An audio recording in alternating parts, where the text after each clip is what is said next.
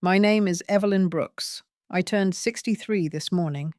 I live alone in a small house just outside Wichita, Kansas, and I've always believed birthdays, especially the quiet ones, are still worth celebrating.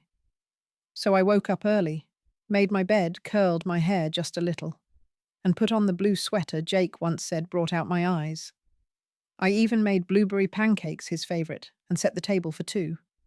I told myself not to expect anything, but deep down, I was hoping. By noon, my hope had started to fade. I kept glancing at the clock, checking my phone for messages that never came. The silence was louder than usual. Then, just after 1, the doorbell rang. My heart jumped before I even reached the door, and when I opened it, there he was. Jake, my only son, was standing there in his crisp shirt, holding a grocery store bouquet and smiling like it was any other day. He gave me a quick hug, not too tight, and said happy birthday with the kind of voice people use when they're thinking about something else. I didn't care. He showed up. That was enough for me at that moment. He told me he had made lunch reservations and that I should get dressed. I didn't question it. I slipped into my good shoes, grabbed a little purse, and followed him to the car. We didn't talk much during the drive, but I didn't mind. I thought maybe he was planning something special, a nice meal, maybe even a surprise. We didn't drive into town. We took a turn I didn't recognize, then another, and before long, we pulled into a wide driveway lined with turning maple trees. The leaves were that brilliant shade of orange and red that always makes you feel like fall is whispering something important. Then I saw the sign. Rosewood Hills Assisted Living Center. I stared at it, not understanding. Jake parked and turned to me with that same distracted expression.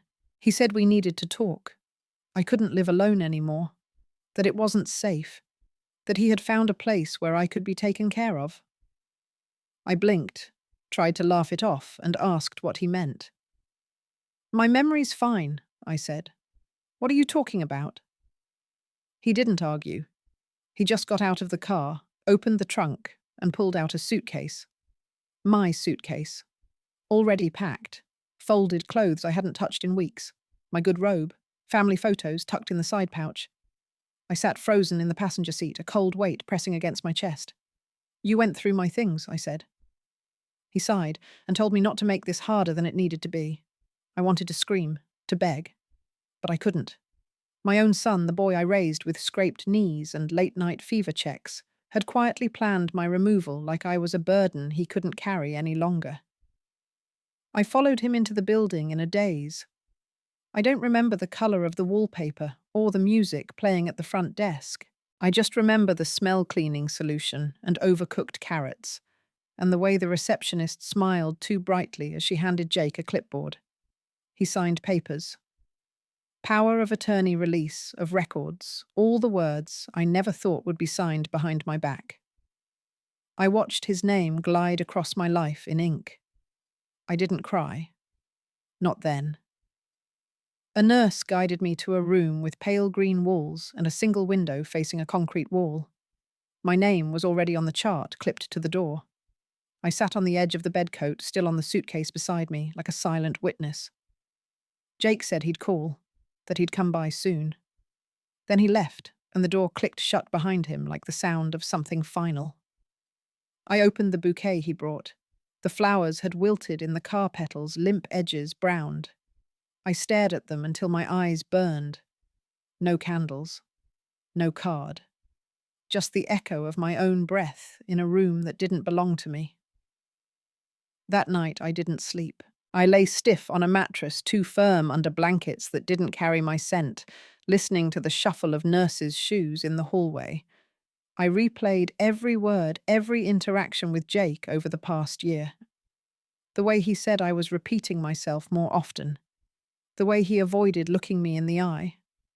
The time he offered to help with my bills, and I handed over account access thinking it was kindness. I saw it now, the careful erosion of my independence. He hadn't brought me here to help. He'd brought me here to disappear. And he'd done it with such ease, like this was always the plan, like I was just one more task to cross off his list. But I wasn't gone yet, and I wasn't done. Not by a long shot. The first morning I woke up in Rosewood Hills, I didn't recognize the ceiling. The light came in from a narrow window and hit the far wall like it was trying to escape. I stayed still under the stiff sheets, listening for sounds I couldn't place. There was no coffee brewing, no clock ticking on the nightstand, no bird song outside my window. Only the low mechanical hum of something distant and the occasional shuffling of soft-soled shoes against tile. I sat up slowly. My back ached. My throat felt dry. On the table by the bed, there was a plastic pitcher of water and a paper cup, both untouched. My coat was still draped across the chair, and the suitcase Jake had packed was now tucked into a small closet. I didn't remember who moved it. Everything felt rearranged, like someone had written my life in pencil and was now erasing the lines. A nurse came in, cheerful and loud, calling me sweetheart as she checked my vitals. She asked if I needed help brushing my teeth. I said no, and she smiled like I'd told her a joke. Before I could ask about my phone, she said Jake had taken care of it. It was too confusing for me anyway. I opened my mouth, then closed it again. The air felt too heavy to argue. My roommate didn't speak on the first day. Her name was Margaret, but the nurses called her Margie.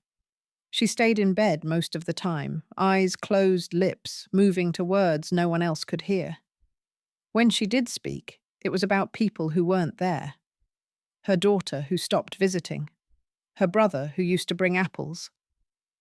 I listened without interrupting, unsure if I was supposed to respond. The food was soft beige and tasted like cardboard soaked in salt. I picked at it during meals in the dining hall while strangers around me talked loudly about the weather television or memories they couldn't quite place. No one asked what I did before. No one cared that I once organized fundraisers or led workshops at the library.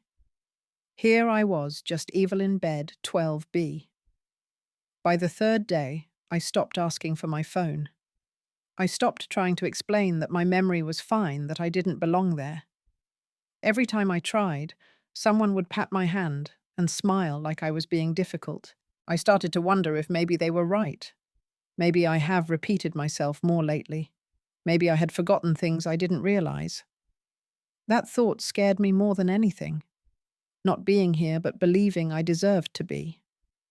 I started to notice the quiet way people talked around me instead of to me.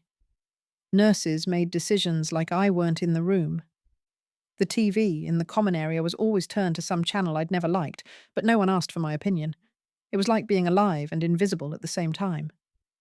Margaret snored at night, deep and uneven. I lay on my side, facing the wall, pretending the pattern of chipped paint was a map leading somewhere better. I thought of my house back in Wichita, the old armchair by the window, the lemon tree in the backyard that never bore fruit, but still bloomed each spring. I missed the sound of my own footsteps in a hallway that belonged to me. Once I tried writing in the margins of a crossword puzzle they left in the hallway. The pen was dry. I asked for another one. The nurse said she'd bring it later, but she never did.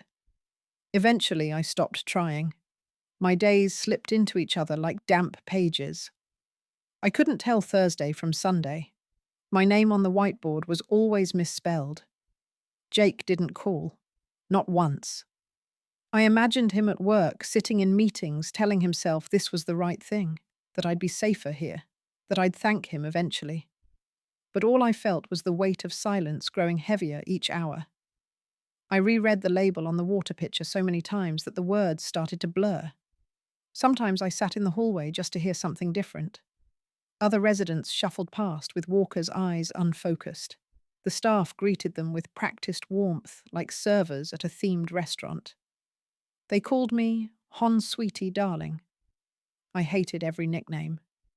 It was as if no one could remember I had a name before this place, a life before the grey walls and scheduled meals. Margaret told me one evening that she used to paint, landscapes mostly. She said she had a canvas once of a field in Vermont that she never finished. Then she went quiet and didn't speak again until morning. I wondered what I had left unfinished. What pieces of myself had already been erased while I wasn't paying attention. I stopped looking in mirrors. I didn't recognize the woman in them anyway, the one with flat eyes and pressed lips, who moved slowly, cautiously, like every step might be her last. That wasn't me, but I feared she was becoming me. And maybe in this place, that was the point. Not to care, not to fight, just to wait. Wait for what? Though a holiday visit, a generic card signed by someone who used to know your handwriting, I didn't want that to be my story. I didn't want my name to vanish like chalk on wet pavement. But the more I tried to hold on to it, the more the world around me pulled it away. And still, I stayed quiet. Because if I said I didn't belong there again and no one believed me, what would that mean? That maybe I really didn't know myself anymore. That maybe this place knew me better than I did. I wasn't ready for that answer. Not yet. It was sometime around the end of my second week when I first met Monica. I had seen her from a distance before, younger than the others, always moving with a quiet energy that made her seem out of place in Rosewood Hills. That morning she was covering for another nurse and walked into my room holding a clipboard and a stethoscope that clinked against her badge. She smiled not the way they usually did, but something smaller, more personal. She asked if it was okay to take my vitals, and when I nodded, she knelt next to my chair instead of standing over me. Her hands were warm, her touch light, and for the first time in days, I didn't feel like a chart or a checklist. She didn't ask the usual questions. Instead, she tilted her head and said, I didn't seem like the others. That I looked clear, focused. I felt my eyes sting. No one had said that to me in weeks. Most of them treated me like I'd already disappeared. But Monica looked right at me like she saw something worth noticing. We talked for a bit, mostly about small things. She asked where I grew up, what I liked to cook, and if I had any pets. I told her about the lemon tree in my backyard and the cat that used to sleep on my chest during storms. She laughed, not politely, but the kind of laugh that says you actually heard someone.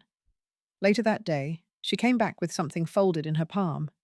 She said it was found in an old Bible belonging to a man named Henry who had passed the week before.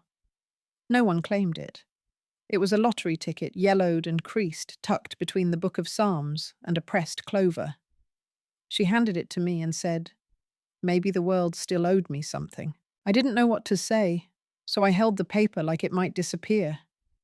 It felt absurd, ridiculous. But there was something gentle in the way she offered it, like it wasn't about luck or money at all, but about being remembered, about being seen. When she left, the room didn't feel so cold. For the first time in days, I looked out the window and didn't just see bricks. I saw the sky. Not much, but enough. Enough to remind me I was still here, still part of something, and maybe, just maybe, not forgotten. I waited until the hallway went quiet long after the nurse's shift change and the common room TV clicked off into silence. I crept past the sleeping figures slouched in armchairs and found the old desktop in the activity lounge. The screen flickered faint blue when I tapped the spacebar, and for a moment, I just stared at the search bar, wondering if I was completely out of my mind. The ticket Monica had given me felt soft at the edges, worn thin by time and carelessness. I typed the numbers one by one into the lottery site, heart knocking against my ribs like it knew something I didn't. The results loaded slowly, the browser spinning until it froze, then flickered into place. My hands stopped. My breath caught in my throat. The numbers matched. All six. $6 million. The room didn't spin. The floor didn't fall away. I just sat there blinking like maybe the screen would change its mind. But it didn't. 6 million. My name wasn't on it, but the ticket was mine now. Found forgotten, and handed to me like a message folded from fate. It wasn't joy that hit me. It was fear. Cold and fast, like the kind that makes your fingers go numb. If Jake found out, he'd take it. Just like he took my house, my autonomy, my phone. He'd twist it into something he could control. He'd find a way to declare me incapable of making decisions again. I pressed print with a trembling finger and folded the confirmation tight, tucking it into my bra like it was a part of me. The next morning, I pulled Monica aside in the linen closet under the pretense of a sore shoulder. I whispered that I needed help, legal help, and she didn't even blink. She just nodded. She said she knew someone, a volunteer attorney who visited twice a month to help residents with wills and forms. 3 days later, he came. His name was Peter, middle-aged, with kind eyes, clipped words. I handed him the confirmation and said I needed to disappear. He didn't laugh. He just nodded and said we'd have to move quickly. Within hours, we began. New account, blind trust, different mailing address. I signed everything in the break room behind a stack of puzzles and half-drunk juice boxes. No one knew. No alarms sounded. But something inside me had shifted. I wasn't waiting anymore. I was planning. And for the first time in weeks, I didn't feel erased. I felt dangerous, quiet, steady, and dangerous.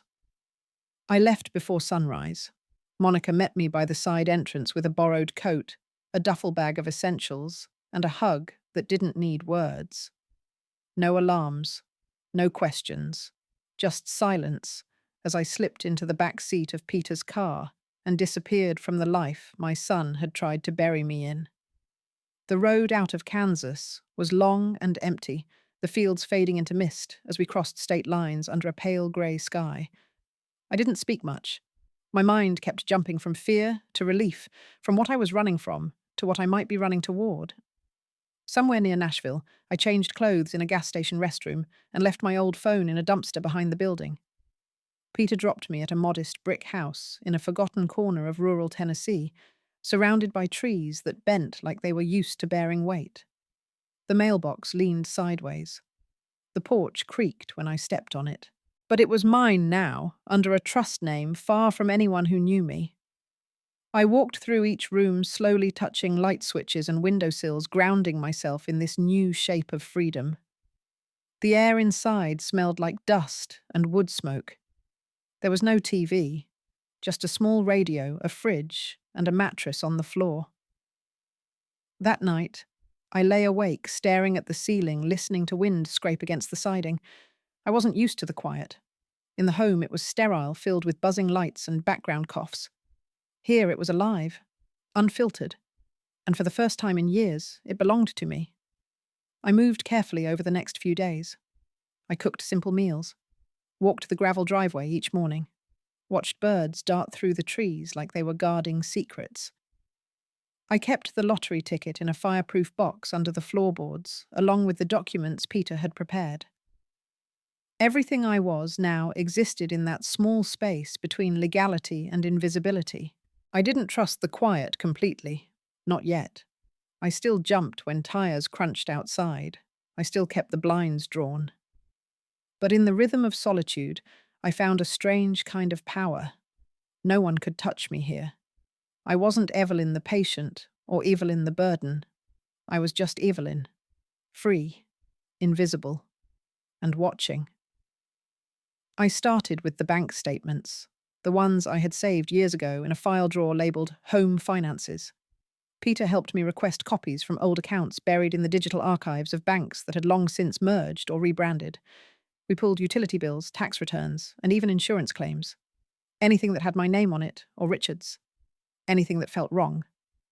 The trail wasn't obvious at first. Just small irregularities. Loans I didn't remember taking. Documents with my signature, but something about the slant of the letters felt forced. Then I found one dated 2 years after Richard died. His name was signed at the bottom of a small business credit line application. The same LLC we started for our catering company back in the 80s. I stared at it for a long time before I let my hands move. Jake had forged it, and not just once. Over the course of nearly a decade, he had siphoned money, opened accounts, taken out lines of credit, and used my identity to do it. The more I looked, the more I found. He had even filed tax returns using my name, claimed refunds I never saw, masked it behind complicated language and digital paper trails. I didn't cry. Not anymore. That part of me was gone. I printed everything, labeled each folder by date, created an encrypted backup, and stored the original set in the box with the lottery ticket. At night, I recorded voice memos narrating each piece aloud. Not because I was afraid I'd forget, but because I wanted my voice to survive, even if I didn't. Peter helped me prepare the file for submission. No names, no signature, just a clean, complete packet of evidence mailed anonymously to the Department of Justice. I didn't expect a response. Not yet. I just wanted the truth to exist somewhere outside of me. The deeper I dug, the more I understood. Jake hadn't just betrayed me. He had built a life on lies, and I had been his foundation. Every gift he gave me came with a cost I didn't see until now, but I wasn't holding up his world anymore. I was tearing it down. One document, one memory, one signature at a time. The courthouse in Kansas was smaller than I remembered, but the moment I stepped inside, the air turned heavier. Jake sat at the front, flanked by his attorney posture, straight tie, perfect eyes darting just enough to give away the nerves he tried to hide. I walked in with David beside me, his briefcase full of documents and calm resolve. We had prepared for this. Jake had filed to have me declared mentally incapacitated. His claim painted me as erratic, confused, and emotionally unstable. He submitted voicemails I had left during my lowest moments, edited and spliced to make me sound lost. He included statements from a neighbor and a college friend I barely knew, both repeating the same rehearsed language. Then came the psychiatrist's letter from a doctor I had never met, questioning my grasp on reality, based solely on hearsay. David let them go first. He wanted the performance to play out fully before we unraveled it. Jake stood and spoke about love concern and the pain of watching his mother decline. His voice trembled in just the right places. He said he only wanted to protect me, that I wasn't myself anymore. I watched the judge nod slowly, listening, weighing every word like stone. Then it was my turn. I walked to the stand with my back straight, wearing a navy coat and my late husband's watch. I said my name, my age. Then I said I was not lost. I was not unstable. I was not anyone's puppet. I handed the judge the full psychiatric evaluation from Dr. Green, who had spent 3 hours with me and declared me fully sound in mind, emotionally, and cognitively. I presented a timeline, documented phone calls, bank transfers I had authorized, medical records. The affidavit from Peter verifying that I had left Rosewood Hills, willingly understanding every part of the legal process we undertook. I paused, just long enough to look Jake in the eye. I told the judge I had raised a son, fed him, forgave him, and now he wanted to erase me to protect what he stole. The courtroom fell silent. Jake's attorney shifted uncomfortably. David remained still, his expression unreadable. The judge looked at the stack of documents, then back at Jake, and said he would need time to review. The case was not dismissed yet. But I had shifted the tide. I wasn't the one on trial anymore. Jake was, and he knew it. The second court date came faster than expected, but by then the ground beneath Jake's feet had already started to crack. News of his federal investigation reached the courthouse before he did. The Department of Justice had opened a file, quietly, carefully, but enough to shift how people looked at him when he walked in. Jake tried to maintain the image. He gave interviews, posted carefully crafted statements, and claimed concern for my well-being. But his eyes had changed. His voice lacked the steady confidence he once wore like armor. Even the press began to question the narrative. Why hadn't I spoken? Why had he moved for power of attorney so quickly? Behind the scenes, the truth kept moving forward. Clients dropped him. Business partners pulled out. His credit lines froze. His wife filed for divorce through a lawyer who made a public statement about trust being broken beyond repair. His friends stopped returning calls. The empire he built on manipulation had no foundation to stand on anymore. I didn't speak. Not publicly. I didn't gloat or release any statement. I stayed in my quiet house, fed the birds baked muffins, and kept a kettle warm. I watched the collapse through articles and news clips. Each headline is another brick falling from the image Jake had painted of himself. I didn't need revenge. I needed the world to see what I already knew.